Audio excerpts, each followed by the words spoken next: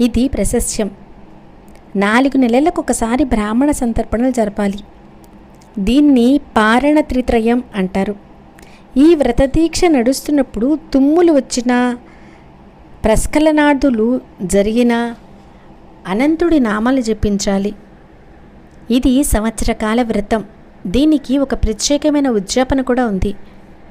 బంగారంతో అనంతుడి ప్రతిమ చేయించాలి. వెండితో రోకలి, నాగలి చేయించాలి.